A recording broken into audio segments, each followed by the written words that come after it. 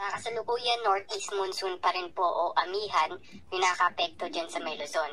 And then yung Visayas at Mindanao, easterlies pa rin po yung prevailing weather system natin, kung kaya't makaranas pa rin sila ng mga isolated na mga pagulan, especially dyan po sa eastern section ng Visayas at Mindanao. And for the next 3 to 5 days, wala naman po tayong nakikitang namumuong sama ng panahon o LPA na maaaring maka-apekto sa ating bansa.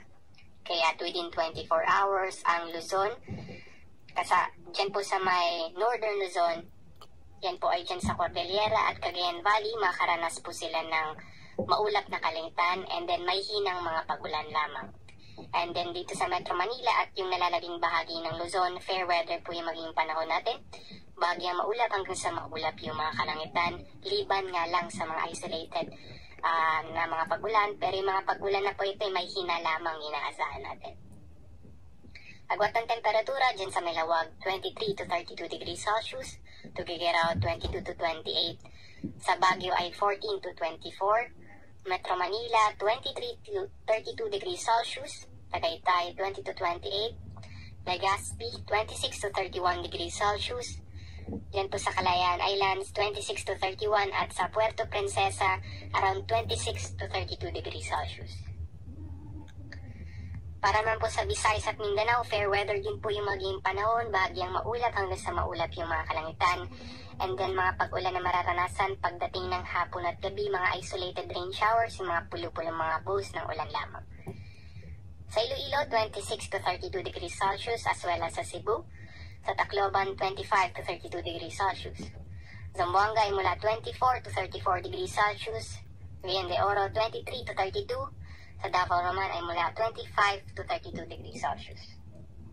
Para naman po sa kondisyon nating baybaying dagat, nakataas po ang gale warning natin dyan sa northern seaboard ng northern Luzon. And then dito sa eastern seaboard ng central, down po yan sa eastern seaboard ng southern at dyan sa may Visayas, eastern seaboard ng Visayas. Kung kaya't makaranas po ng maalon hanggang sa napakaalon na sea condition yung areas na ito, pinagbabawal po yung paglaot ng ating mga kababayang mangingisda o yung may maliit na sakyang pandagat. And for the next 3 to 5 days na wala po tayong inaasang sama ng panahon na maaaring maka-apekto sa ating bansa. Kaya't bahagyang maulap hanggang sa maulap yung mga kalangitan, fair weather, liban pa din sa mga isolated na mga pag-ulan. Mga pulo-pulong mahina mga pag-ulan lamang inaasahan natin dito sa Metro Manila. 23 to 32 degrees Celsius yung maging agwat ng temperatura. Sa Baguio po, for the next 3 to 5 days, possible na makulimlim yung panahon nila dyan. And then yung mga pag-ulan, mahina lamang po. Dala po yan ng amihan o yung northeast monsoon. 13 to 24 degrees Celsius maging agwat ang temperatura. Sa Legazpi, for the next 3 days, fair weather po. 25 to 32 degrees Celsius naman yung maging agwat ng temperatura. Sa Metro Cebu, 25 to 32 degrees Celsius, fair weather, liban nga lang sa mga isolated na mga paglan. Ganun din po sa Davao, around 25 to 33 naman yung maging agwat ng temperatura. Araw po natin ay sisikat mamayang 6:03 AM at lulubog ito mamayang 5:24.